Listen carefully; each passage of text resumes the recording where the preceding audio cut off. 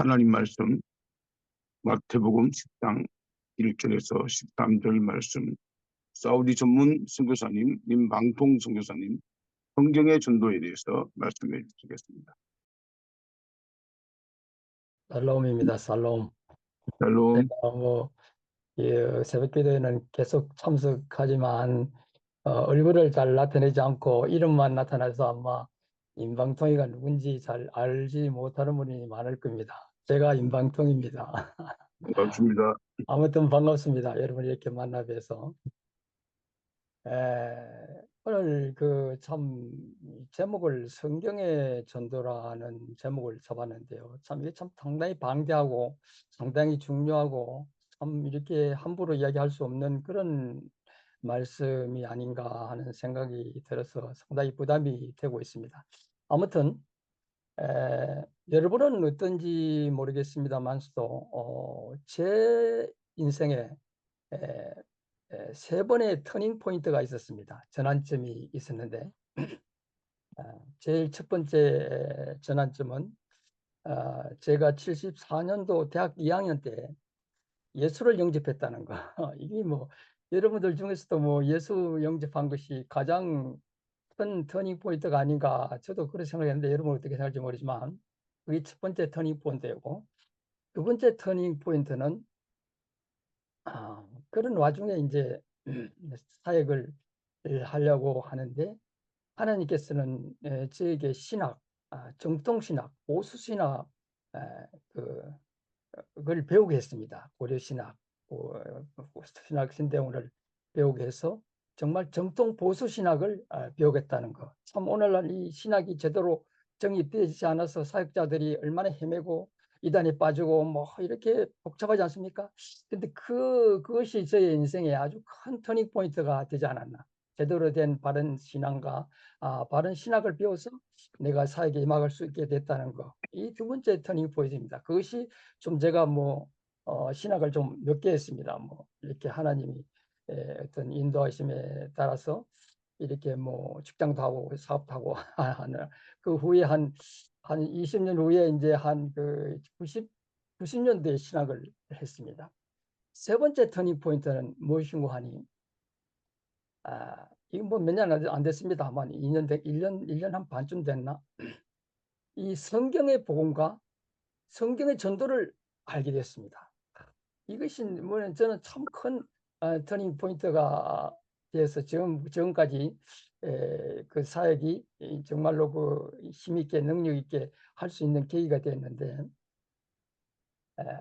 이 성경의 복음, 성경의 전도를 접하고 나서 그동안 저는 여러분도 아다시피 사우디에서 저는 22년 동안 사역을 했습니다. 근데 그 사역이 여러분이 아시는지 모르지만 전문인 사역이었습니다. 그거는 선교사로 신분으로 들어갈 수도 없고 또 함부로 전도할 수도 없고 그래서 신분을 위장한다든가 사역을 하기 위해서는 반드시 일이 필요합니다. 그래서 그는 사업을 툴로 해서 그게 사우디 선교사로 들어가서 사업을 하게 됐습니다. 그래서 이 전문 선교는 아무나 하는 것이 아니거든요. 왜냐하면은 이 사역의 스킬과 사업의 스킬이 동시에 있어야 되기 때문에 참 어렵습니다. 그러나 하나님은 저는 은혜로 직장 생활을 통해서 10년 직장 생활을 통해서 10년 사업을 통해서 저도 모르는 사이에 많은 그 트레이너를 시켰던 것 같습니다. 그래가지고 지금 사우디 선교사로 가게 되어서 사역을 하게 되는데, 그런 와중에 사역을 하다가 불가피하게 이제 저희 아내가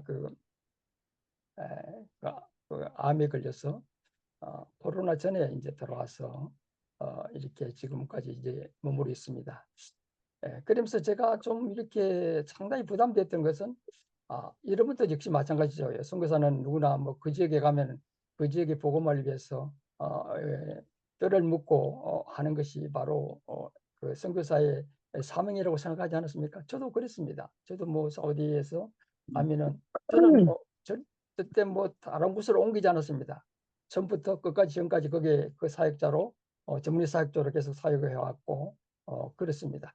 그러다 보니까 거기에 대한 어떤 그 열정이라든가 이 사모함이 상당히 컸던 것 같습니다. 그래서 어쨌든 이 비자발적인 철도, 아내의 아픔으로 말미암아 비자발 철수를 해서 항상 부담이 됐습니다. 왜냐하면은 제가 없더라도 하나님 사역은 계속돼야 될 텐데, 그렇게 하기 위해서는 후임자가 선입돼야 될 텐데 후임자가 선입되지 못하고 왔죠. 너무 급작스럽게 들어오는 바람에. 그래서 항상 부담이 돼서 기도하고 참 어떻게 하면 좋을까, 뭐 내 혼자로 들어가서 할까, 뭐 이렇게 했는 그런 부담이 있었습니다. 그런 와중에 이제 성경의 복음, 성경의 전도를 우리가 접하게 됐습니다. 그러면서 저는 뭘 깨달은가 하면은, 이 내 사역자는 이 사우디만이 아니다. 내가 있는 곳이 어느 곳인지 그것이 바로 사역지라는 것을 그거를 통해서 저렇게 가르쳐 줬습니다. 이거는 마치 존 웨슬리가 세계는 나의 교구다라는 말이 있죠. 그처럼 나는 뭐 사우디 선교사로 사우디만을 위한 선교사가 아니라 내가 있는 곳 어디든지 전 세계가 나의 교구가 될 수 있다는, 나의 그 사역지가 될 수 있다는 그런 것을 깨닫게 됨으로 말미암아 그 사우디 사역에 대한 부담을 덜고, 이제는 제가 어느 곳에 갔든지 어느 곳에 있든지 그것이 바로 나의 사역지라는 것을 깨닫게 됐습니다. 얼마나 감사한지 모르죠. 아무튼 그래서 오늘 또 이제 제가 서론이 좀 길었습니다. 오늘 또 이제 이 본문으로 돌아가겠습니다. 그러면은 우리 사역자의 본분이 뭡니까? 복음을 전하는 거 아니겠습니까? 복음을 전하는 거죠. 복음을 전해서 죽은 영혼을 살리는 것이 우리의 사역의 본분인데, 근데 저는 이 사우디 사역을 이렇게 20년 동안 사우디 사역을 되돌아보면서 과연 나는 제대로 사역을 했는가? 제대로 성경이 원하는, 하나님이 원하는, 예수님이 원하는 그런 사역을 했는가를 한번 뒤돌아보는 계기가 되었습니다. 그러면서 이제 이 성경의 복음을 이렇게, 성경의 복음과 이 성경의 전도를 봤는데, 오늘 특히 성경의 전도에 대해서 이야기하는데, 그러면 과연 예수님은 어떤 사역을 어떻게 하셨는가? 예수님 사역과 우리의 사역의 차이가 뭔가? 예수님은 그것을 보면 한번 이렇게 보면서 살펴보면서 깨달은 것을 오늘 여러분과 함께 이렇게 나누기로 원합니다. 예수님은 뭐 이 하나님의 아들로서 땅에 와서서 사역을 했는데, 예수님 사역은 물론 그 예수님은 이스라엘 땅의 범죄를 벗어나지 않았죠. 그러나 예수님이 오신 목적은 뭐 이스라엘 땅 있는 그 영혼들 구원만이 아니라 전 세계를 구원할 구세주로 이 땅에 오셨죠. 그렇지 않습니까? 그렇기 때문에 예수님은 어떤 이스라엘 지역의 복음화를 위해서, 그렇다면 뭐 이스라엘 민족신밖에 안 되겠죠. 우리 예수는 그리스도라는 그 말은 바로 그 예수가 바로 우리 전 세계 온 인류의 구세주라는 뜻이 아니겠습니까? 그런 차원에서 비록 그가 이스라엘이라는 제한된 지역에서 뭐 바깥 나라로 한 번도 나가지 않고 사역을 했지만, 그의 사역의 정체는 바로 전 우주를 살릴 그런 전도를 하고 그런 사역을 했다는 것입니다. 그래서 그렇게 하기 위해서는 어떻게 해야 되는가를 우리는 뭡니까? 이 마태복음 10장이라든가 누가복음 10장을 통해서 우리는 예수님의 사역의 흐름을 좀 이렇게 간파할 수 있지 않겠나 하는 생각합니다. 이 예수님의 전도, 이게 뭐 성경의 전도가 바로 예수님의 전도가 아니고, 좀 예수님의 성경의, 그렇죠, 예수님의 전도라고 동일한 것이 아닌가, 그렇게 생각을 해봅니다. 그러면은 이 성경의 전도에는 조금 전에도 얘기했지만 이 마태복음 10장과 누가복음 10장에 아주 구체적으로 이렇게 언급을 되어 있는데, 우선 먼저 마태복음 10장을 한번 봅시다. 예수님은 가는 어떤 사역을 어떻게 했는가, 전 세계를 살리기 위해서 어떤 사역을 어떻게 했는가를 우리 한번 곰곰이 살펴보기로 합니다. 이 마태복음 10장 1절에 보면은 첫째, 그는 어떻게 했습니까? 예수님은 사역은 첫째 제자를 부르셨습니다. 12제자를. 베드로, 뭐 안드레, 이렇게 요한, 야고보 쭉 그 12제자를 제자들을 부르는 그런 장면이 나왔습니다. 부르고 나서 그 다음에 먼저 찾아서 부르고 그들을 가르치는 그런 모습을 보고 있습니다. 그 예수님 사역은 이 제자들을 찾고 부르고 찾고 이렇게 가르침으로 말미암아 이 사역을 시작했다는 것을 볼 수 있습니다. 물론 우리 사역자도 역시 제자를 찾고 부르고 가르치고 이런 것이 우리의 사역이라고 볼 수 있지만, 그러나 이 예수님 사역과 우리의 사역의 차이점을 이렇게 한번 본다면은, 이 예수님의 사역은 전 세계를 살릴 그런 그 제자를 찾고 부르고 양육시키다는 것입니다. 그러나 우리 대부분의 사역자는 그렇게 하지 않는 경우가 많죠. 예를 들어서 뭐 사우디 같으면 사우디 사역을 위해서 사우디 지역을 위한 그런 제자를 찾고 부르고 이렇게 양육시키는 경우가 많지 않지 않습니까? 그러나 예수님은 이 전체를 살릴, 전 우주를 살릴 그런 사역을 했다는 것을 볼 수 있습니다. 아무튼 그래 부르고 찾고 양육시킴으로 말미암아 이 파송됐는데, 오늘 그 전도대 파송이 바로 12제자 그 제자들을 파송하는 그런 광경이 아니십니까? 그때 여기서도 보면은 12제자를 파송됐을 때도 뭐 여러 가지 뭐 많은 것이 있습니다만서도 여기서 보면은 뭐 여기 보면은 뭐 전도자의 자세 뭐 여기서 보면은 또 그렇지 않습니까? 뭐 또 방법 뭐 이렇게 여러 가지 나와 있지만, 여기서 보면은 한번 봅시다. 6절에 보면은 좀 7절에 보면은 토마스는 전파에 가라사대 천국에 가까워왔으니, 이렇게 하면 천국에 가까웠다라고 이렇게 일단 복음을 전하는 것을 볼 수 있습니다. 이 복음을 이제 천국에 가까운이라는 이 복음을 이렇게 일단은 전했죠. 일단은 외쳤습니다. 불특정 다도. 물론 예수님 사역은 어떤 뭐 특정 뭐 12제자에게만 포커스를 맞춘 건 아니죠. 원래 그 예수님의 사역은 그 이스라엘의 온 민족을 상대로 복음을 전했죠. 그렇죠? 천국에 가까우느니라 해고 돌아라, 이렇게 뭐 세례 요한의 복음 메시지처럼 이런 천국 복음을 일단은 전했습니다. 전함으로 그래서 이제 어떤 것을 한가, 그 전함으로 그 제자를 찾았습니다. 뭐 그 많은 수많은 그 예수님의 사역 기간 동안에 얼마나 많은 사람들이 병을 치유받고 안전병이 일어나고 죽은 자가 살아나고 이런 놀라운 이적을 통해서 따라다니지만, 실제로는 하나님 예수님께서의 사역은 그것에 포커스가 있는 것이 아니라 이 전 세계를 살릴 12제자를 이렇게 포커스를 가르쳐서, 그렇지 않습니까? 그 대부분이 그 예수님의 그 사역 3년 6개월 동안의 사역 기간에는 거의 제자들과 함께 지내고 먹고 자고 했는 걸 볼 수 있지 않습니까? 그래서 그들이 집중 사역을 했던 것을 볼 수 있습니다. 그렇게 함으로 말미암아 그들로 하여금 결과적으로는 어떻습니까? 그 12제자들 뭐 가룟 유다를 제외한 많은 제자들이 결과적으로는 자기 목숨을 순교하는까지, 물론 사도 요한은 뭐 끝까지 살았습니다만서도, 그렇게 함으로 이 제자를 살지 않습니까? 그들이 뭐 이스라엘을 위한 그런 사역자가 아니지 않습니까? 전 세계를 흩어져 가면서 복음을 하는, 그렇게 하는 전도가 바로 예수님의 전도라는 것을 볼 수 있습니다. 그러면은 예수님은 어떻게 전도하시는가? 우리는 그럼 여러분들 참 전도할 때 우리는 어떻게 하십니까? 전도 한번 나가보셨습니까? 전도대 가보십니까? 여러분 그때 고민이 뭡니까? 내가 어디로 어떻게 가야지? 누구를 만나야지? 그리고 내가 무슨 말을 전해야지? 어떻게 전해야지? 참 고민이 많죠. 그러나 그것이 우리의 사역자들의 고민이죠. 그러나 예수님은 너무 간단했습니다. 심플했습니다. 어떻게 복음을 전하는가 하면은 회개하라 천국에 가까운 일이라, 이렇게 하면서 예수는 그리스도다 이렇게 하면 전하는 겁니다. 이게 전부였습니다. 이게 뭐 이건 뭐 여기서 우리가 뭐 전도를 위해서 뭐 전도 폭발이라든가 뭐 관계 전도라든가 뭐 이런 뭐 우리는 특수한 훈련을 받지 않고 그렇게 하라고 전혀 이 예수님은 그렇게 가르치지 않았습니다. 예수님은 그냥 회개하라 천국이 가까우니라 이렇게 하면서 예수는 그리스도다 이렇게 하면서 복음을 전하라고 합니다. 전하면은 그게 합당한 자가 반드시 나타난다는 이야기입니다. 반드시.